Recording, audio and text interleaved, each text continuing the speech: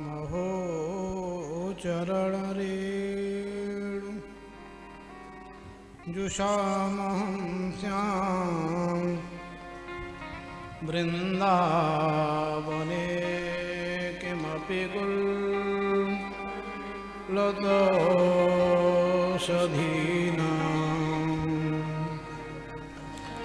यादुस्त्यजं स्वजनमार्य पथं च हित्वा बेजुर्मुकुन्द पदवी श्रुतिभिः विवृज्य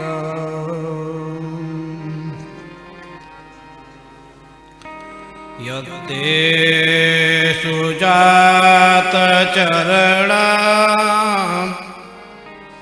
बोरोहांस्तनेषु भीताशनै प्रियददे महिकशिषु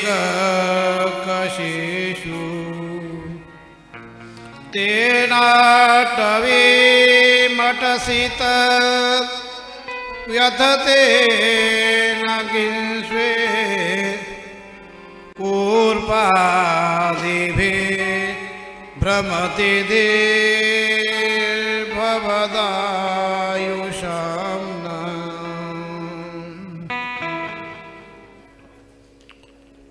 वसुदेवं सुतं देवं कंसचाणूरमर्दनं देवकी परमानन्दं कृष्णं वन्दे जगद्गुरुं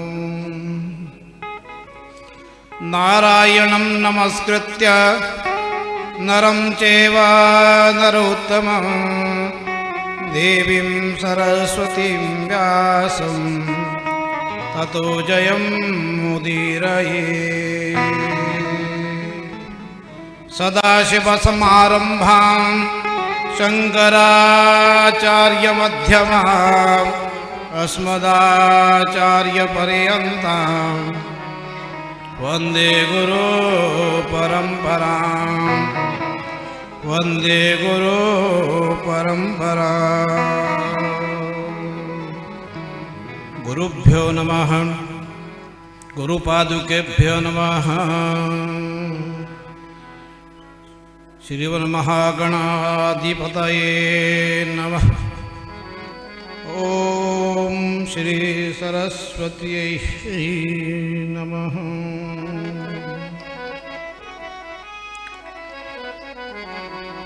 परात्पर ब्रह्म अखंड सच्चिदानंद नंदनंदन यशोदा देवकी वसुदेव नंदन आनंद कंद श्री कृष्णचंद्र महाराज जी के बांगमय मूर्ति प्रत्यक्ष श्रीमद्भागवत रूपी भगवान के चरणों में प्रणाम करते हैं। आद्य शक्ति जगज्जननी महामाया राजराजेश्वरी परम्बिका सहित आशुतोष भोलेनाथ भगवान शंकर के चरणों में भी हम सब कोटि कोटि नमन करते हैं। इस भागवत यज्ञ में पधारे हुए ब्रह्मांड के समस्त देवता ऋषिगण पितृगण वेद शास्त्र इतिहास पुराण समस्त परंपराओं को स्मरण करते हुए आपके बीच में आने का ये जो सौभाग्य हुआ उसके लिए भगवान के चरणों में कोटि कोटि नमन करते हुए मैं कुछ शब्द आपके बीच रखता हूँ। परम सम्माननीय व्यास पद पर आसीन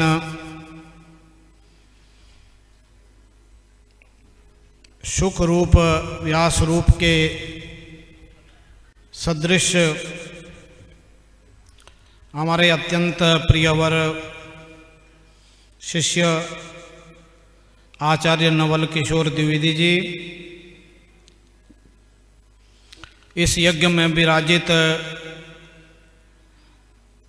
विद्वान मंडली, आचार्य, यज्ञाचार्य एवं उपस्थित अन्य विद्वान, मेरे साथ भी एक मेरे शिष्य आए हैं आचार्य शिवम द्विवेदी।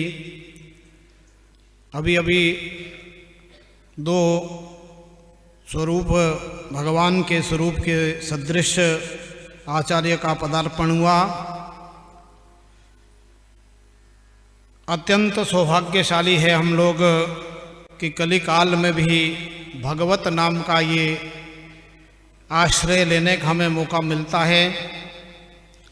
भगवान की बड़ी कृपा हुआ करती है जब ऐसे सत्संगों में कुछ ज्ञानमयी चर्चाएं सुनने को मिलती है। मैं तो सुनने ही आया था, कहने का तो बहुत मौका मिलता है, सुनने का मौका कम मिलता है, इसलिए हम श्रोता बन करके आए थे। लेकिन व्यास गादी की ये महिमा है, इनका आदेश है, उस आदेश का पालन करने के लिए आपके समक्ष कुछ शब्दों में अपनी बात रखते हुए मैं इस चर्चा को जल्दी ही समाप्त करता हूँ, क्योंकि शास्त्र कहता है कथा में बाधा नहीं करनी चाहिए।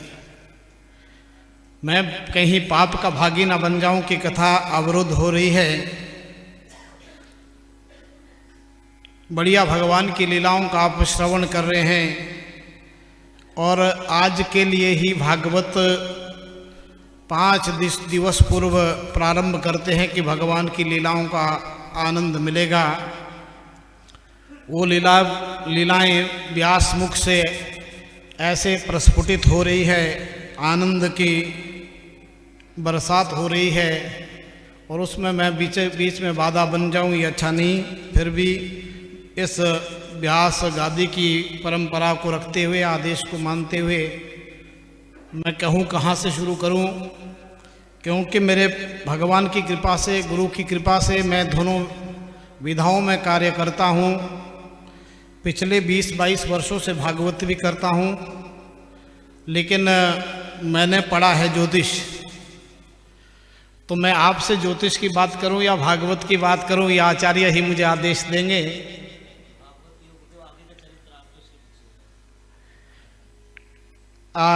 ऐसा नियम तो है नहीं है। देखिए, भागवत कहने का तो व्यास का एक ही अधिकारी है जो इस व्यास गद्दी पर है, इसलिए मैं कहना नहीं चाहता। सच बताऊं, मैं आपसे, मेरे मन था कि मैं रास का प्रसंग आपके बीच रखूं।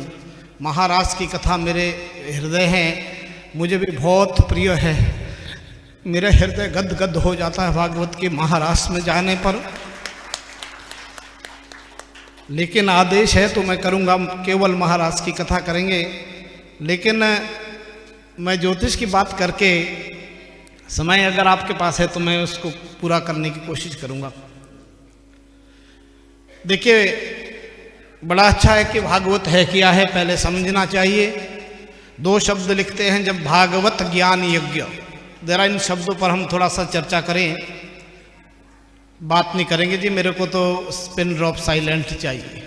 माताएं बैठ जाएं। क्लास का बड़ा अनुशासन रखता हूं, नवल को पता है। क्लास अगर अनुशासित रहेगी तभी पढ़ाने में मजा आता है। तो भागवत ज्ञान यज्ञ क्यों है, कुछ विद्वानों के लिए मैंने बात रखनी है, फिर आपके लिए भी। भागवत शब्द 4 अक्षर है, भागवत। इन 4 शब्दों पर श्लोक लिखा चिंतकों ने, संतों ने। भारते भूषणम भाति गतिर्यस्य अलौकिकी वरिष्ठम सर्वशास्त्राणाम तरणी इव भवाटवी। भागवत क्या है? भारत का भूषण है। भा अक्षर से भारते भूषणम भाति, जैसे माताओं बहनों के आभूषण चमकते हैं ना, ऐसे ही भारत की इस धरा पर यह भागवत अमृत के रूप में चमकता है। भारते भूषणम भाति, ये भारत का भूषण है। क्या बताएं, आचार्य जी ने बताया होगा भागवत कैसे भगवान है। महात्म्य में वर्णन आता है, भगवान जब इस धरा से निकलने लगे, याद रखना, भागवत शब्द का एक ही शब्द का एक ही अक्षर का मैंने अभी आपको अर्थ बताया। याद आ गई वो भगवान की भागवत बने कैसे। भगवान श्री कृष्ण जब इस धरा से 125 वर्ष के बाद जाने लगे, देवताओं ने स्तुति की, भगवान वापस आ जाओ गोलोक में, अब आपका वैकुंठ में हम इंतजार कर रहे हैं, वापस आए। भगवान ने देवताओं की स्तुति को स्वीकार किया। गुजरात के द्वारका से भगवान प्रवास क्षेत्र में जाने को तैयार हुए। आज भगवान को ना अष्टपट रानियां याद आई है, ना माता यशोदा याद आई है, ना देवकी याद आई है, माता पिता को याद किया नहीं है, रुक्मणी आदि पटरानियों को भी छोड़ दिया भगवान ने। याद आए बचपन के सखा उद्धव। उद्धव से कहने लगे भगवान, उद्धव आओ आज मैं तुम्हें साथ लेके कुछ दिखाना चाहता हूँ। उद्धव ने कहा भगवान क्या क्या बात है, आओ मेरे साथ, तो मैं आपको प्रवास क्षेत्र में ले चलता हूँ। सोमनाथ के समीप भालका तीर्थ नाम की जगह है, 6 किलोमीटर पहले है सोमनाथ से। उस तीर्थ पर वहाँ भगवान जा कर के एक वट वृक्ष के नीचे बैठ गए। उद्धव से कहा श्रीमद् भागवत की ग्रंथ को लेके आए। उद्धव भागवत जी को लेके गए। वो एक ऊंची शिला पर भगवान ने श्रीमद् भागवत को स्थापित किया और उद्धव को कहने लगे, उद्धव मैं इस संसार को छोड़ के जा रहा हूँ, तुम ध्यान से देखना। उद्धव रोने लगे। भगवान ने डांटा, उद्धव क्यों रो रहे हो तुम? रोने के लिए अगर किसी को बुलाना होता तो बहुत थे मेरे पास, द्वारका में बहुत ऐसे लोग थे जो मेरे पास आ सकते थे। आज तुम्हें कुछ देने के लिए बुलाया है साथ मैंने। उद्धव ने कहा भगवान आप मुझे डांट रहे हैं तो मैं वही करूंगा जो आप कह रहे हैं, क्या करूं मैं? भगवान ने कहा आप ध्यान से देखिए। भगवान ने अपनी आंखें बंद की और उद्धव ने आंखें खोली। भगवान के अंदर से एक तेज निकला, एक तेज पुंज भगवान के अंतरात्मा से जैसे ब्रह्मरंध्र से बाहर निकला। उस तेज को आकाश मंडल में उद्धव जाते हुए देखते हैं। आकाश मंडल में वो तेज भगवान का 7 चक्कर लगा करके श्रीमद् भागवत रूपी ग्रंथ में प्रवेश कर दिया। बोलिए भागवत भगवान की। ये है आपकी भागवत भगवान, अक्षर नहीं है, ये पुराण नहीं है, ये ग्रंथ नहीं है, ये भगवान की आत्मा, ये भगवान की आत्मा है। भगवान ने आंखें खोली, उद्धव को कहा, उद्धव क्या देखा बेटा? उद्धव ने कहा भगवान गजब देखा, आप भागवत बन गए, आपके अंदर से तेज निकला और श्रीमद् भागवत में समा गया। भगवान उठे, उद्धव की पीठ में हाथ फेरा, शाबाश बेटा तुमने ठीक देखा। आज अब इस भागवत को लेके तुम बद्रीनाथ चले जाओ, बद्री का आश्रम में, वहाँ श्रीमद् भागवत को स्थापित करके कलयुग के प्राणियों के लिए संदेश देना। अगर कोई मेरे को आज के बाद मिलना चाहता है तो मैं श्रीमद् भागवत में मिलता हूँ। यह है भागवत भगवान। तीनयम भांग में मूर्ति प्रत्यक्ष वर्तते हरि, पठनात् श्रवणात् सेवनात् दर्शनात् पापनाशनम। तेनयम बांगमय मूर्ति, भगवान की ये बांगमय मूर्ति बन गई। प्रत्यक्षा वर्तते हरि, इसमें हरि प्रत्यक्ष रूप से रहा करते हैं। और क्या बोलते हैं, इसका सेवनात्, खूब सेवा करनी चाहिए। जब आते हैं तो भागवत की सेवा करें। पठनात्, आचार्य पाठ कर रहे हैं, इसके पढ़ने मात्र से, श्रवणात् सुनने मात्र से, और दर्शनात् दर्शन करने मात्र से कल्याण हुआ करता है। देखिए कुछ लोगों के लिए हो सकता है भागवत ग्रंथ हो, पुराण हो, पुस्तक हो, लेकिन हमारे लिए तो भगवान है। तो भागवत भगवान ऐसे है, इसलिए भारत का भूषण है। भारते भूषणम भाति गतिर्यस्य लौकिकी। संसार में रह के लौकिक गति मिल जाएंगे, देवता बन जाएंगे, अच्छे मानव बन जाएंगे, राजयोग में पैदा हो जाएंगे, खूब धन ऐश्वर्य की संपत्ति पालेंगे। लेकिन ये किससे, ये तो लौकिक गति है। लेकिन किसी ने भागवत को अगर अपने जीवन में धारण कर दिया तो इसकी गति अलौकिक है। अलौकिक गति ऐसी है कि ये संसार से अलग गति प्रदान करने वाला भागवत है। वरिष्ठम सर्वशास्त्राणाम, अब सब शास्त्रों का वरिष्ठ है, मोर मुकुट है। ये 18 पुराणों का सार है, 4 वेदों का सार है, 108 उपनिषदों का सार है। ये गीता भागवत हमारे हृदय है। वरिष्ठम सर्वशास्त्राणाम तरणी इव भवाटवी, और इस भवाटवी इस भव सागर से तारने वाला है। बोलिए भागवत भगवान की जय। अच्छा, ये भगवान क्या होते हैं? भागवत भगवान तो वांग में मूर्ति है। आचार्य जी ने बताया होगा, मैं तो इसको पृष्टिपेशन कर रहा हूं, दोबारा बता रहा हूं। क्यों ये आवश्यकता पड़ी कि वांगमय मूर्ति बन गई, शब्दमयी मूर्ति बने भगवान? देखिए, राजा परीक्षित को 2 सामना पड़े ब्राह्मण से। जन्म में एक गर्भ में सामना पड़ा गुरुपुत्र अश्वत्थामा से, और ब्रह्मास्त्र भेज करके उसको गर्भ में ही खत्म कर रहे थे उत्तरा मैया के। तो वहां भगवान ने अंदर प्रविष्ट होकर के रक्षा करते हैं। वहां ब्रह्मास्त्र चलाया था तो परीक्षित को दिखा कि गदा घुमाई थी या सुदर्शन चक्र चलाया था, उसी में कंफ्यूज रहे सुखदेव जी, परीक्षित जी। गर्भ में छोटा सा बालक को क्या जाने क्या सुदर्शन है क्या गदा है, क्योंकि शस्त्र चलाया था अश्वत्थामा ने, तो काटने के लिए भी शस्त्र लेकर भगवान प्रकट हुए। आज दूसरी बारी एक ब्राह्मण के साथ परीक्षित का सामना हुआ। शमीक ऋषि के पुत्र श्रृंगी ने कौशिकी नदी का जल स्पर्श करते हुए बाघ वज्र छोड़ा है, शाप दिया है, आज के 7वें दिन राजा तुझे तक्षक डस देगा, तक्षक के डंस से तुम मर जाओगे। आज वाणी का शब्द है, शस्त्र क्या है? वाणी है। तो भगवान भी वाणी बन करके आगे, सुखदेव के मुख से भगवान वाणी बन करके परीक्षित के कल्याण के लिए आगे।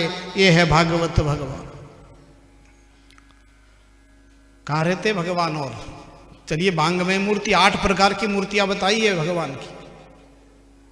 पंचमहाभूत, पृथ्वी, जल, वायु, तेज, आकाश, ये 5 महाभूतों में भगवान व्याप्त है।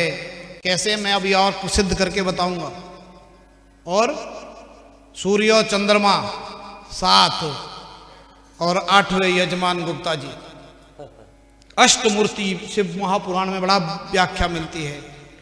8वां यजमान भगवान की मूर्ति हुआ करता है। यजमान बनना भी सबके बस में नहीं है। धन्य है आपको ऐसे योग्य व्यास मिले, इनके श्रीमुख से आप भागवत की कथा सुन रहे हैं, बहुत अच्छा वृतांत सुना रहे हैं। आजकल असली और नकली की पहचान करना भी कठिन है। तो भागवत कैसे सुनना चाहिए ये भी रास में भी आपको थोड़ी देर में बताते हैं। लेकिन जो 5 मूर्तियां, सूर्य और चंद्रमा प्रत्यक्ष है, यजमान प्रत्यक्ष है, 3 मूर्तियों को तो देख सकते हैं। 5 महाभूतों में भगवान कैसे हैं, आइए थोड़ा सा इसको समझे। भगवान शब्द में 5 अक्षर है, भौ, गौ, वो, आ, नो।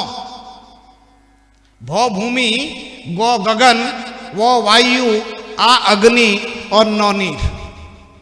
अरे जब शब्द में ही भगवान है तो व्याप्त कैसे नहीं होगे? इसलिए जल की बूंद बूंद में भगवान है, जल ही जीवन है, इसलिए कहा।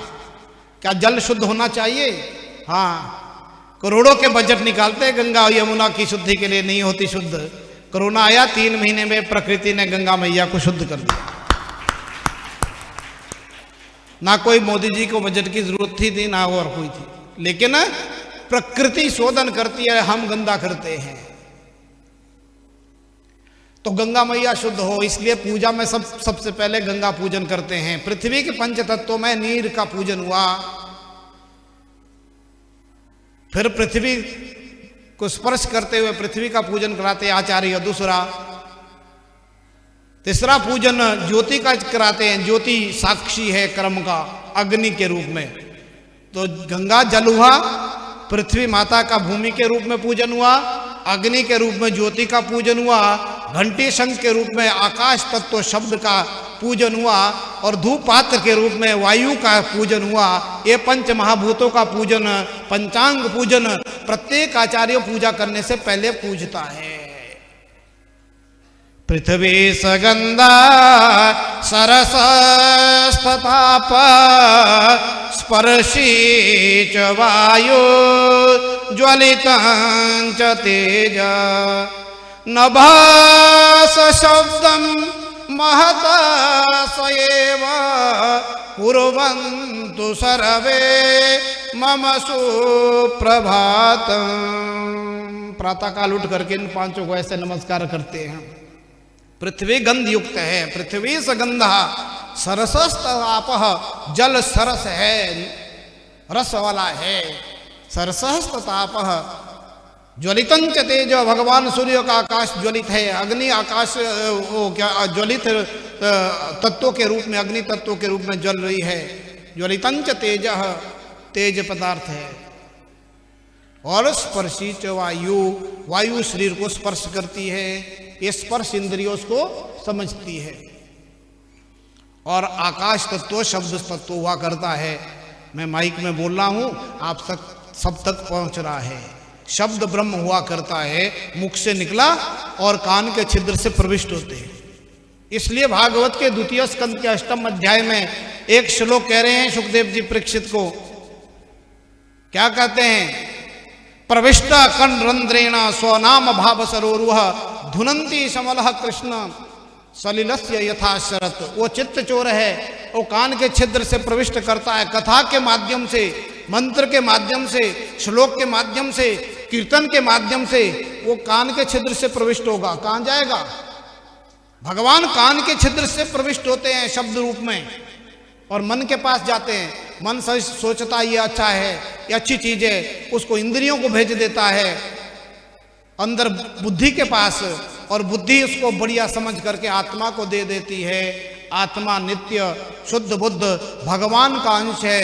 ममेवांश जीवलोके जीवभूत सनातनः, गीता 15 अध्याय 7वां श्लोक है। भगवान कह रहे ममेवांश जीवलोके जीवभूत सनातनः मनः षष्ट्यानि इंद्रियाणि प्रकृति स्थानि कर्षति। अहम वैश्वानरो भूत्वा प्राणिनाम देहमाश्रितः प्राणापान समायुक्ता पचाम्यन्नम चतुर्विधम। मैं ही वैश्वानर अग्नि के रूप में प्राणियों के अंदर रहता हूँ। अन्न, अनेक प्रकार का अन्न का भक्षण जो प्राणी करता है उसका पाचन मैं करता हूँ, जिसको मेडिकल साइंस कहती है ये एसिड है। और हमारा पुराण कहता है ये भगवान के रूप में वैश्वानर अग्नि अंदर है। तो कहानी है भगवान। अच्छा, इन पंच तत्वों से शरीर बना नहीं है, तो आपके अंदर भगवान है नहीं है? एक एक शब्द में, जब भूमि में, जल में, वायु में, गगन में, सब जगह जब भगवान विहित है, तो आपके शरीर में भी तो भगवान है। जो पंच महाभूतों का शरीर बना उसमें भी भगवान, जो आत्मा है उसमें भी भगवान। तो भगवान तो सब जगह है, आप सबके अंदर भी भगवान तत्व है।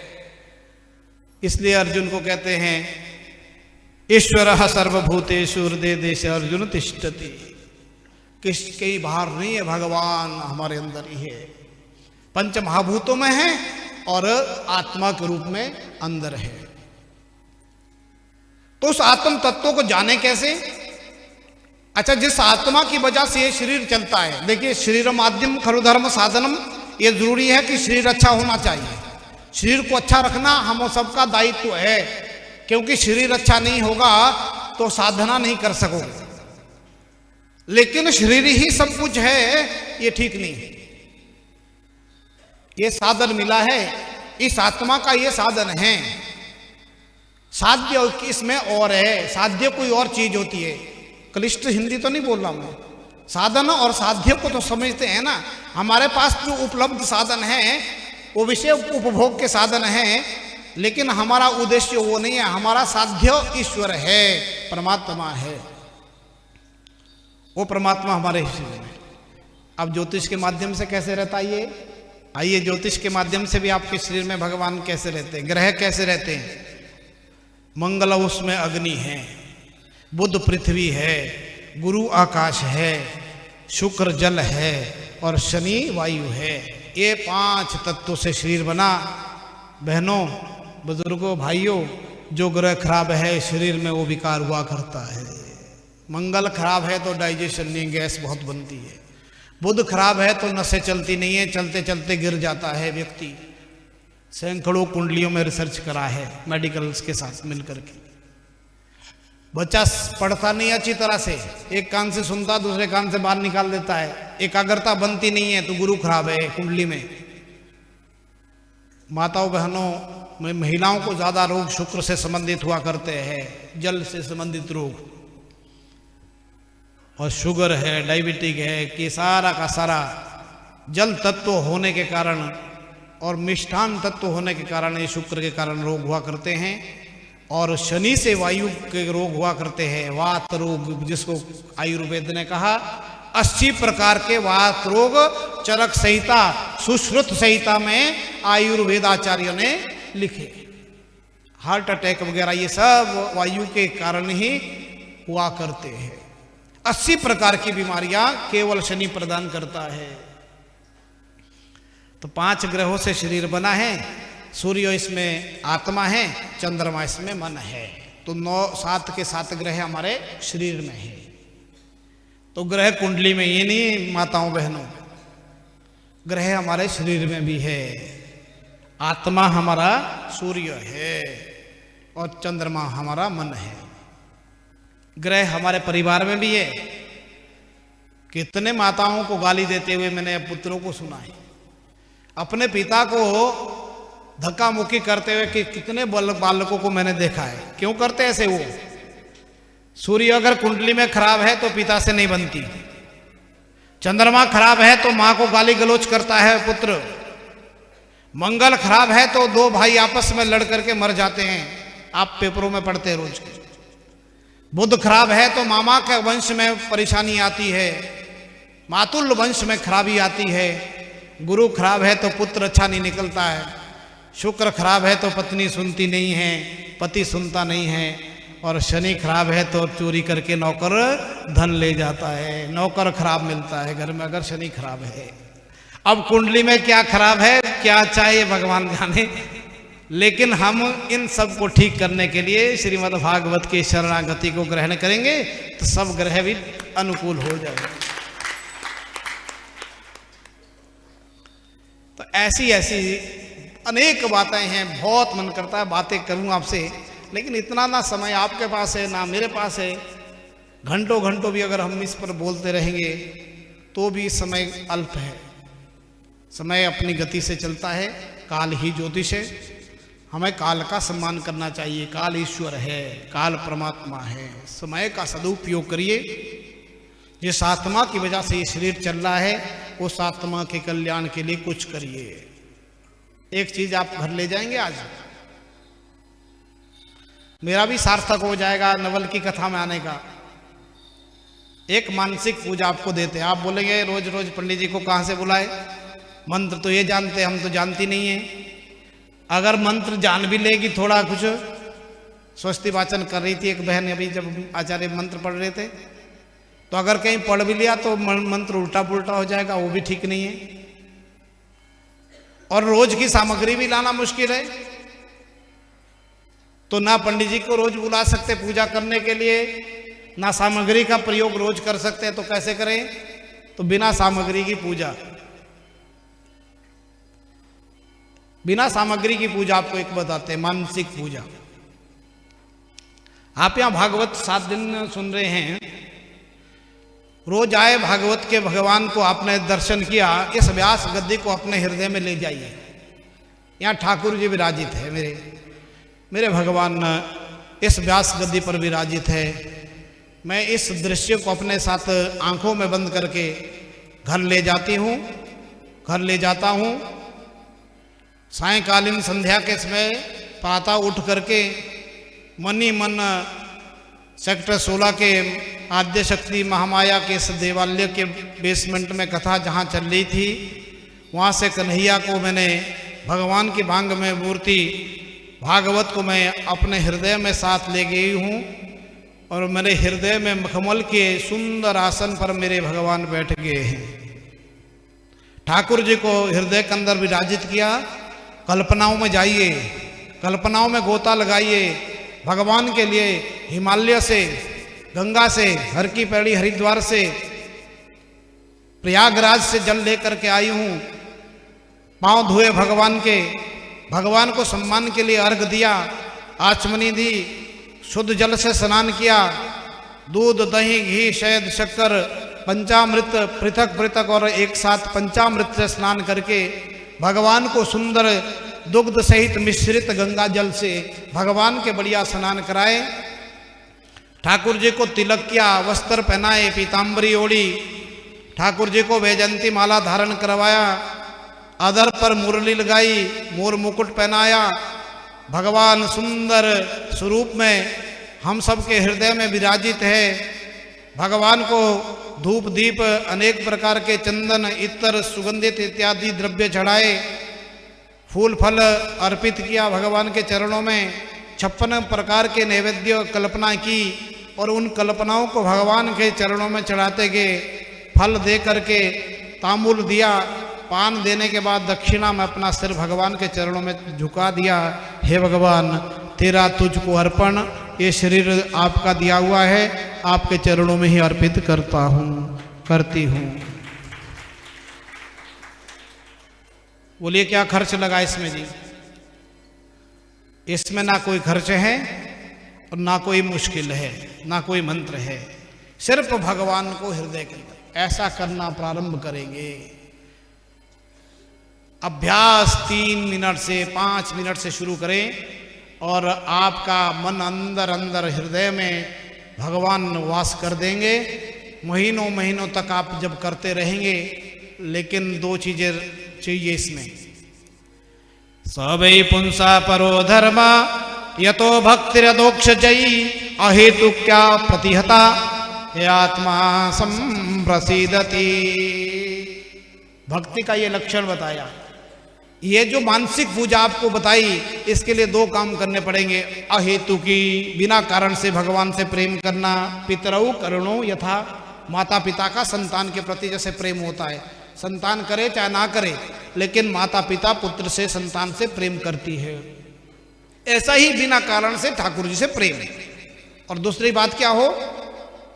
अहेतु की अप्रतिहता, और बिना रुकावट से। जैसे पानी आता ना पाइप में, अगर कुछ पाइप में फंस जाएगा तो पानी अवरुद्ध हो जाएगा।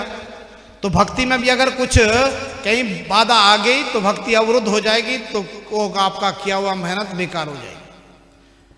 आप कोई नियम बनाते हैं, आपने 28 दिन मेहनत की, 2 दिन आपने छोड़ दिए, तो जो आपकी मेहनत का फल था, 28 दिन की मेहनत का फल था, उसमें भी न्यूनता आ जाएगी, वो फल भी अच्छी तरह से नहीं मिलेगा। तो क्या होना चाहिए?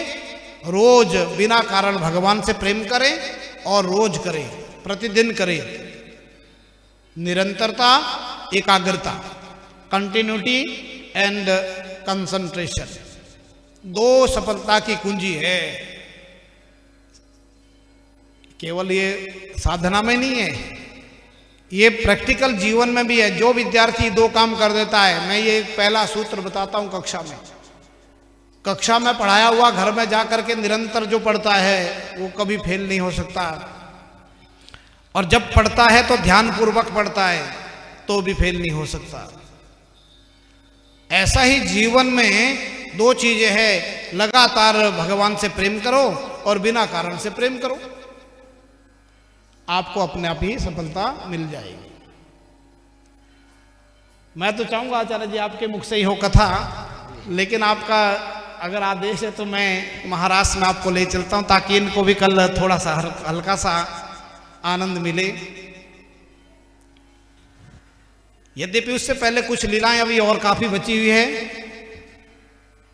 लेकिन मैं कुछ महाराष्ट्र के तत्व आपके समक्ष रखूंगा।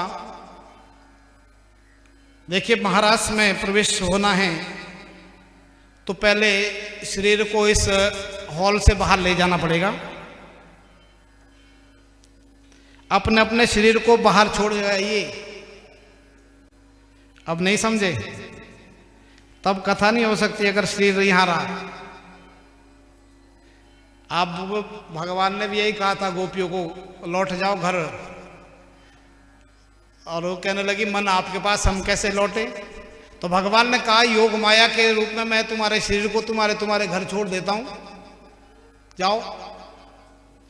ऐसे मैं कह रहा हूं कि पंडाल से बाहर जाना जरूरी है, क्योंकि शरीर से महारास नहीं है। महारास में शरीर नहीं है, आत्मा का परमात्मा से मिलन है। गोपियों को भी गलतियां लगी कि शरीर का भान हो जाता है, लेकिन उसके लिए स्वामी हरिदास कह गए, प्रथम सुने भागवत भक्त मुख भगवत वाणी। अगर रास की कथा सुननी है ना, तो पहले भागवत को सुनिए। किससे? भक्त मुख से, और भगवान समझ करके। भक्त मुख भगवत वाणी पहला अधिकारी का लक्षण है। भागवत में वैसे तो भागवत के अधिकारी के लक्षण बताए परीक्षित के प्रथम स्कंद में। अधिकारी अगर श्रोता और वक्ता का परिचय है पहले स्कंद में, इसलिए पहले स्कंद का नाम है अधिकारी स्कंद। श्रोता कौन हो? आज तो भागवत की कथा सरल हो गई ना, लोग भी बोलते बहुत सुन लीजिए। जीवन में कितनी उतारी है ये भगवान जाने। बोले नहीं, यथ पठितम तद गुरुवे निवेदितम।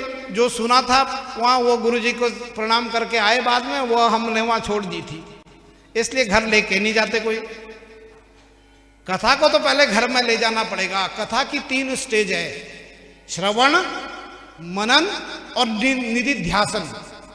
श्रवण पहले सुनिए अच्छा, फिर उसको मनन करिए रात्रि में जा करके, और कल से उस पर अभ्यास करना शुरू कर दीजिए, तो कथा बैठ जाएगी।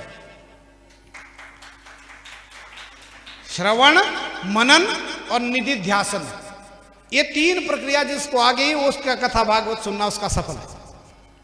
ठीक हरिदास स्वामी भी कह रहे हैं, प्रथम सुने भागवत भक्त मुख भगवत वाणी। भगवान की वाणी सब बहुत सोच लीजिए।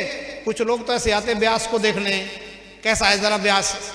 यहाँ तो नहीं है शहरों में, मैं हिमाचल में प्राय कथा क्या करता हूँ, तो ग्रामीण जनता होती है, शिक्षित कम होती है, तो वहाँ तो ये भी देखा जाता कि व्यास कैसा है, कितना बोलता है, कितने भजन गाता है, कितना नचाता है। देखो मेरे भागवत में नाचना गाना नहीं होता, माफ करना, मैं कर ही नहीं सकता, ये सच्ची बात है।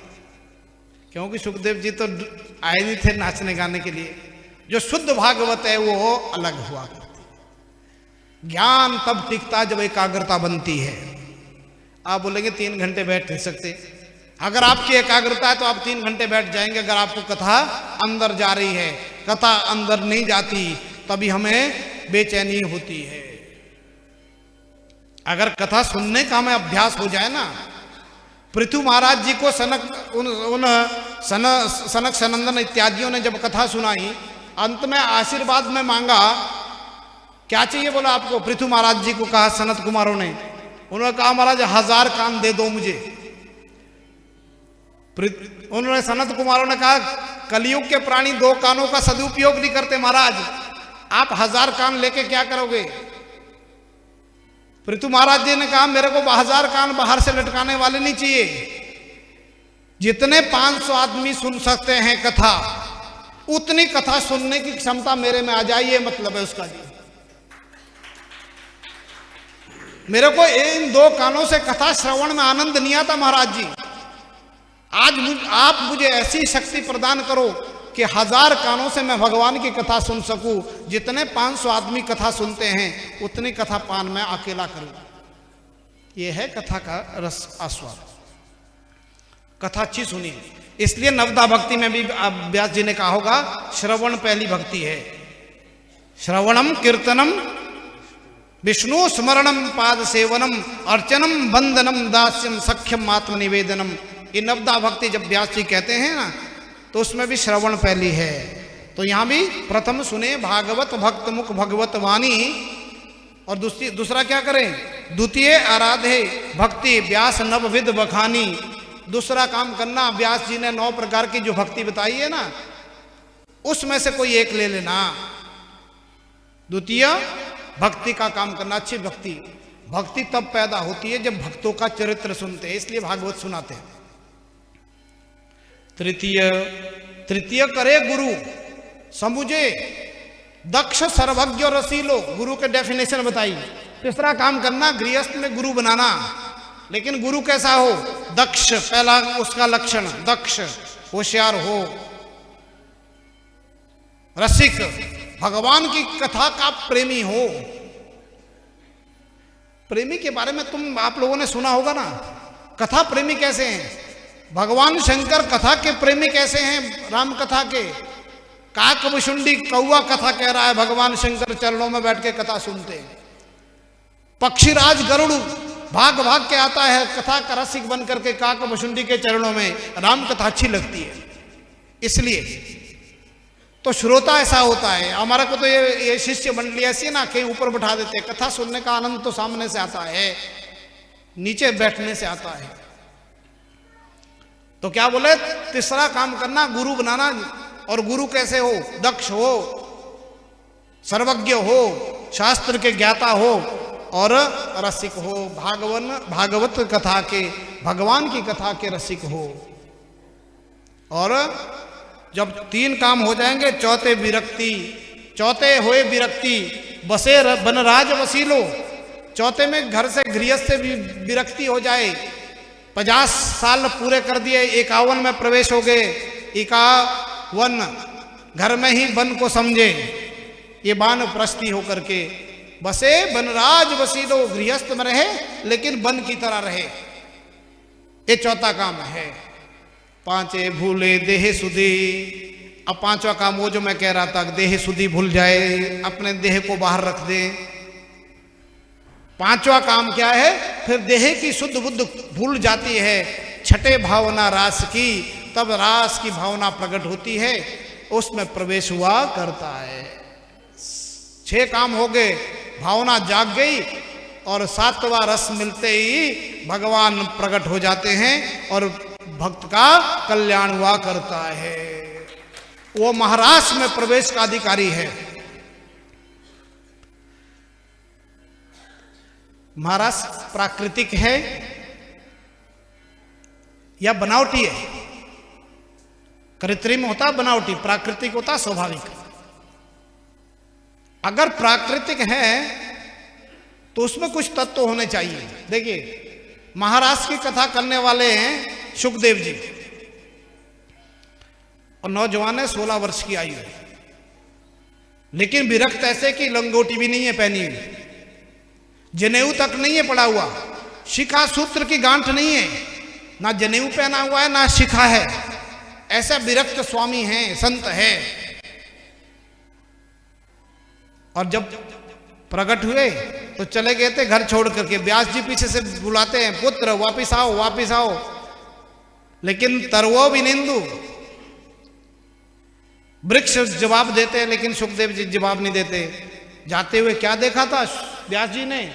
जिस रास्ते से गए वहां सरोवर में अप्सराएं स्नान कर रही है, निर्वस्त्र होकर के स्नान करते हुए उन अप्सराओं को देख करके, सुखदेव जी को देखते हुए वो नहाती रही। और पीछे से जब व्यास जी जाते हैं तो भागी भागी दौड़ी हुई अपने वस्त्र पहनती हैं। व्यास जी ने कहा, जब नौजवान बेटा गया तब तुम शर्माई नहीं है, मुझ बूढ़े से तुम शर्माती हो। अब उन अप्सराओं ने कहा, महाराज जो पहले गया है वो परम वैरागी है, वो पुरुष स्त्री का भेद जानता ही नहीं है। तो महाराज पुरुष स्त्री के भेद जो नहीं जानता उनके लिए महाराज है। तो कथा कहने वाला कौन है? जिसको पुरुष स्त्री का पता ही नहीं है। तो रास कोई काम वासना की लीला नहीं है। नंबर 1, काम वासना की लीला नहीं है। आजकल एक दिल्ली विश्वविद्यालय में मैं भी आया, कुछ एक था मेरा कार्यक्रम, और वहाँ एक महाराज जी वाइस चांसलर रिटायर कहने लगे, प्रेम तो राधा से किया, शादी की रुक्मणी से, ऐसे कैसे भगवान है। हमने कहा महाराज उठना पड़ा, चुप कराने के लिए मेरे को उठना पड़ा, माइक लेना पड़ा। महाराज आपने कृष्ण तत्व को जाना नहीं है, राधा तत्व को जाना नहीं है, बिना जाने हुए आप किसी के ऊपर आक्षेप मत लगाइए। क्या राधा है क्या कृष्ण है, राधा कृष्ण स्वरूपाम वही। राधा कृष्ण स्वरूप एक ही है, एक ही तत्व दो रूपों में परिणित हुआ है, इसलिए वो अलग से उस प्रेम की व्याख्या संसार के प्रेम से नहीं हो सकती है। तो ये सब स्थिति ऐसी हुआ करती है। तो जो कथा कहने वाला व्यक्ति है उसका स्त्री पुरुष का भेद नहीं है, सुनने वाला जो है उसकी कल मृत्यु होनी है, कल तक्षक आकर के उसको डसेगा। और जिस व्यक्ति को पता लग जाए मुझे मरना है कल, तो क्या वो स्त्रियों के साथ नाच गाने में जाएगा, भोग विलास में जाएगा? उसको तो अपने प्राणों की निकलने का डर लगा रहेगा, वो कहां भोग विलास में जाएगा। तो इसका मतलब भोग विलास में परीक्षित भी नहीं था, ना कहने वाला ना सुनने वाला। और जिसकी कथा कह रहे हैं वो भगवान 11 वर्ष के हैं। 11 वर्ष के बालक में ये सब होता ही नहीं है, उसमें प्राकृतिक रूप से स्वाभाविक रूप से इमोशन होते ही नहीं है, क्या पुरुष स्त्री का संबंध हुआ करता है। तो महारास दिव्य है। और एक बात और बता दूं, महारास अगर काल्पनिक होता ना, कोई स्त्रियों के साथ भगवान का ये नृत्य होता, तो भीष्म पितामह मृत्युशैया पर जब अंतिम में याद करते हैं तो कहते हैं धन्य हैं गोपियां। उन गोपियों के ब्रज बधू कह करके कहते हैं, गोप बधूटियां कह करके कहते हैं भीष्म पितामह धन्य हैं। उनको याद, महाराज को याद कर रहे हैं। नैष्ठिक ब्रह्मचारी भीष्म पितामह महाराज को याद कर रहा है, तो काल्पनिक रास होगा कोई नहीं। तो आपने तीनों तत्वों को समझ लिया, वक्ता, श्रोता और कथा जिसकी कही जा रही है, वो तीनों इसमें नहीं है। आइए थोड़ा सा प्रवेश करें। ये दरअसल बोलो बोलो। ये 7 बजे आरती करते हैं उत्सव मना के, और ये श्रोता ऐसे हैं कि ये घर को ज्यादा मानते हैं, भाग है। मैं रोक सकता हूं, जब आपका मन हो तो बहुमत से हाथ खड़ा कर दे तो मैं वहीं रुक जाऊंगा। अगर हाथ खड़े हैं तो मैं रोक देता हूं, और अगर आपको सुनना है तो मैं थोड़ा चलाऊं। 1 घंटे की कथा है लेकिन 15 मिनट में कहूंगा। 1 घंटे की कथा है लेकिन 15 मिनट में कहूंगा। भगवान अपि तारात्रि शरदोत्फुल्ल मल्लिका विक्षरंतु मनाश्चक्रे योग माया मुपाश्रिता। पहले इसको बंद करता हूं क्योंकि इसको देखेंगे तो बढ़ जाएगा मामला। भगवान अपि तारात्रि शरदोत्फुल्ल मल्लिका। अब कृपालु करपात्री महाराज जी ने 7 दिन इसी श्लोक पर व्याख्या की। क्या बोले व्याकरण बेटा इसमें? भगवान अपि तारात्रि, रात्रि शब्द एक वचन, ता शब्द बहुवचन। संतों ने कहा महाराज रात्रि तो एक थी, शरद पूर्णिमा की रात, तो ये बहुत सारी कहां से रात्रि आई, ता शब्द क्यों लगाया? क्या व्यास जी ने लिखने में गलती की? भगवान अपि तारात्रि। अब यहां जब सामंजस्य नहीं मिलता ना व्याकरण में, एक वचन और बहुवचन का प्रयोग होगा तो वहां फंस जाएगा मामला। तो चिंतकों ने निकाला ब्रह्मा का दिन रात 365 रात्रियों की एक रात्रि बना दी थी भगवान ने उस दिन। जो हमारी 365 रात्रियां ना, वो ब्रह्मा की एक रात हुआ करती है। उन 365 रात्रियों की एक रात्रि बना दी शरद पूर्णिमा की रात। भगवान अभी तारात्रि। एक और गजब किया, रात्रि कौन सी? शरद ऋतु की, ठंड अभी अभी निकली पीछे, लेकिन काम क्या हो गया? बसंत का। शरदोत्फुल्ल मल्लिका, मल्लिका पुष्प खिल गए। शरद ऋतु में तो सूखा होता पड़ा हुआ, एक फूल कहीं मिलता नहीं है, तो मल्लिक पुष्प तो खिलते बसंत ऋतु में। अर्थात भगवान ने अपनी योग माया के बल से ऋतु का परिवर्तन भी कर दिया। शरद ऋतु को बसंत ऋतु में परिवर्तित कर दिया। विक्षरंतु मनश्चक्रे। आज मन किया भगवान का, इसलिए वेदों ने कहा भगवान अमना है, बिना मन के हैं। और यहां श्लोक कह रहा भगवान अपि तारात्रि। उस रात्रि में भगवान ने मन बनाया, अर्थात मन नहीं था उनके पास। और क्या क्या? गोपियों को याद किया। देखिए भक्त जब भगवान को याद करता है तो वो भक्ति, और जिस दिन भगवान भक्त को याद करता है वो भक्ति की पराकाष्ठा हुआ करती है। क्या या तो ये विदुर को दिन मिला था, विदुरानी को देखने को भगवान दरवाजा खटखटा रहे हैं, आगे भगवान, लेकिन विदुरानी अपने भक्ति में मस्त है। या गोपियों को यह सौभाग्य मिला, भगवान ने उनको बुला के, क्या भगवान ने आज उनको याद किया। भगवान शरद पूर्णिमा की रात्रि में निकले, यशोदा भवन से बाहर निकले, भाग करके अपने वेणु को साथ लेकर के सीधे यमुना के किनारे गए। एक मंत्र फूका, निशम्य गीतम तदनंग वर्धनम, एक मंत्र उसमें फूक दिया वेणु में, और वेणु को जैसे ही मंत्र सुना, जिन जिन गोपियों ने जिस जिस अवस्था में मंत्र को सुना वो सब कुछ भाग छोड़ करके भागने लगी और भगवान के पास झुंडों में आने लगी। हजार हजार के झुंड बनने लगे, 10,000 के झुंड बनने लगे। और जिन जिन गोपिकाओं को भगवान ने पहले चीर हरण किया था वेणु गीत के समय, उन्हीं गोपियों को महाराज में प्रवेश हुआ, सबका प्रवेश नहीं था। पहले चीर हरण हुआ है, फिर महाराज हुआ है।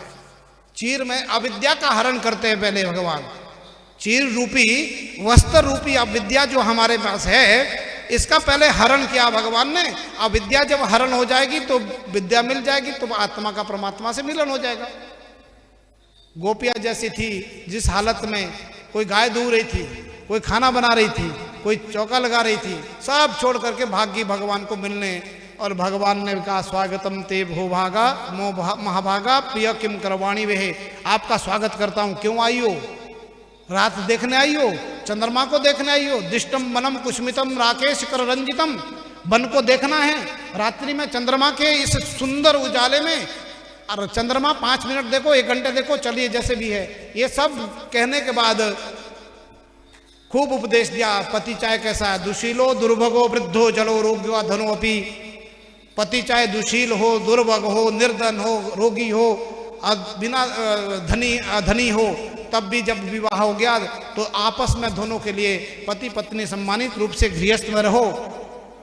गोपियों ने कहा, महाराज जी पहले बुलाते हैं, फिर पूछते क्यों आई हो।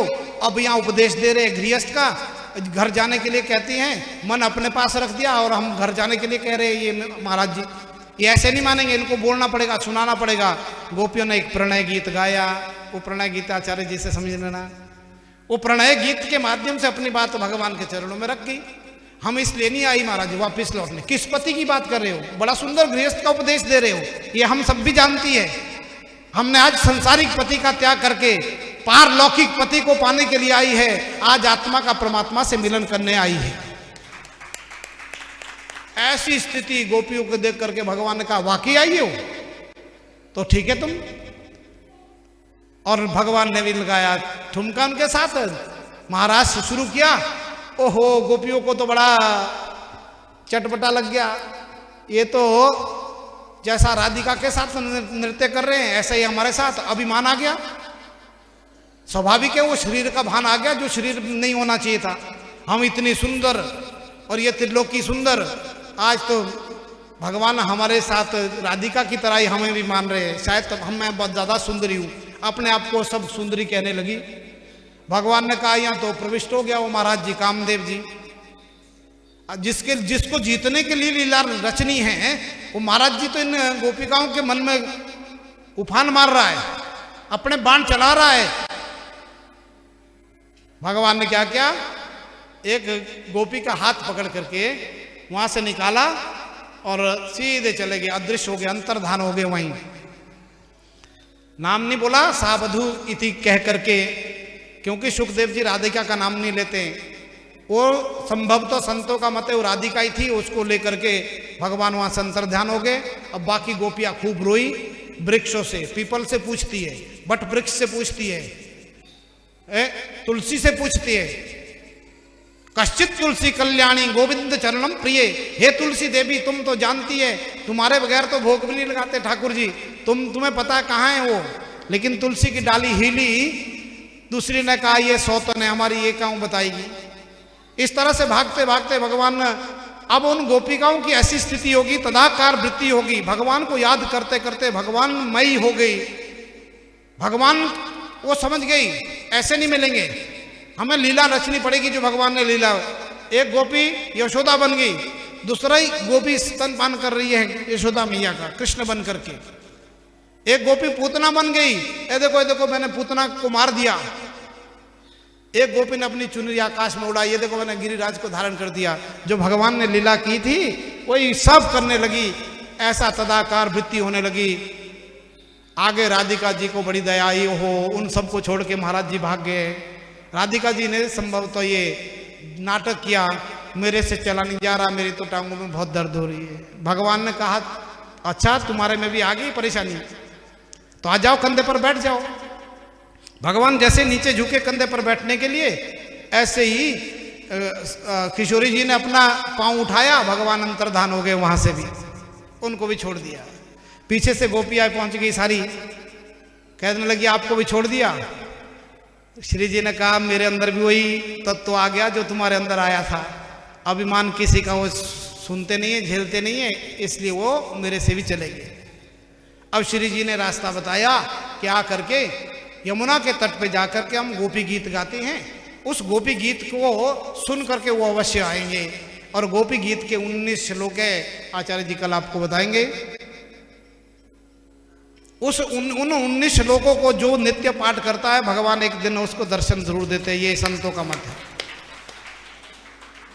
अंतिम श्लोक में मैंने मंगलाचरण कहा था, यत्ते सुजात चरणाम्बुरुहं स्तनेषु भीताशने प्रियदधि महि कर्कशेषु तेनाटवे मठसि तद्व्यतते न किंचे पूर्वादिभिर्भ्रमति देववदायुषाम्ना। सुखदेव जी कह रहे रुरुदु सुस्वरा राजन कृष्ण दर्शन लालसा, ये गोपियां भगवान के कृष्ण के दर्शन के लिए स्वर से रोई है। संगीतज्ञ बैठे हैं, स्वर में रोना और गाना दोनों नहीं हो सकता। अगर रोना आएगा तो कंठ अवरुद्ध हो जाएगा, लेकिन गोपियों ने स्वर में रोई है भगवान के लिए। रुरुदु सुस्वरा राजन कृष्ण दर्शन लालसा, कृष्ण दर्शन की लालसा में रोई है गोपियां। और भगवान ने खूब उनका आदर किया। भगवान प्रकट हो गए, प्रकट होकर के सब गोपियों ने घेर लिया और भगवान से प्रेम करने लगे। और अंत में सीधा जैसे ही महारास प्रारंभ हुआ, उसको देख करके तो किसी से रहा नहीं गया। देवांगनाएं मूर्छित हो गई, देवता दंग रह गए आकाश में। महारास भगवान ने प्रारंभ किया, जितनी गोपियां उतने कृष्ण बन करके महारास में प्रविष्ट होते हैं। बोलिए रास रासेश्वर भगवान की जय हो। कामदेव प्रकट होने लगा। भगवान ने कहा युद्ध करना, आ जाइए, मैदान का युद्ध करते हैं। कामदेव को पराहस्त कर दिया, पराजित कर दिया भगवान ने। और परीक्षित ने भगवान के इस स्वरूप को प्रसन्न किया। महाराज वो धर्म के स्थापना करने वाले वो परदारा के साथ विमर्श करने लगे, पराई स्त्रियों के साथ नाचने लगे। आगे कलयुग आएगा, ऐसा कहेगा महाजनों येन गता सपंथा, बड़े लोगों ने ऐसे किया, हम भी ऐसा करें। यद्याचरति श्रेष्ठ तत्तदेवितरो जनः, जो बड़े लोग करते वही हम करते तो क्या फर्क पड़ेगा। ये सब ऐसी स्थिति हुई। अंत में भगवान सुखदेव जी ने खूब डांटा परीक्षित को और कलयुग के लोगों को संदेश दिया, जो भगवान करते हैं वो हम नहीं कर सकते, जो कृष्ण ने किया वो मत करना, जो राम ने किया वो सदैव करना। ये दोनों लीलाओं का अंतर है। और जिस महाराज की लीला सुनता है उसके अंदर से, हृदय से काम रोग जल जाता है और भगवान की भक्ति, पराभक्ति उसको मिलती है। बोलिए दयामय भगवान की। थोड़ा सा हमें विलंब हो गया है क्योंकि मैं इसलिए जाना नहीं चाहता था, इसमें मैं पहले ही बार से निकल जाता तो अच्छा रहता। फिर भी जैसे कैसे 10 मिनट में हमने इस आपको वृतांत बताया। बहुत अच्छा लगा आप लोगों के बीच आकर के। आप अच्छे श्रोता हैं और अच्छे श्रोता के सामने कहना भी बढ़िया लगता है, बहुत सुंदर। मैं वापस आमंत्रित करता हूँ व्यास गादी पर मेरे प्रिय शिष्य आचार्य नवल किशोर जी को, आगे की लीला संपन्न करके आज के आनंद को, आज के उत्सव को आगे बढ़ाएं। बोलिए दयामय भगवान की।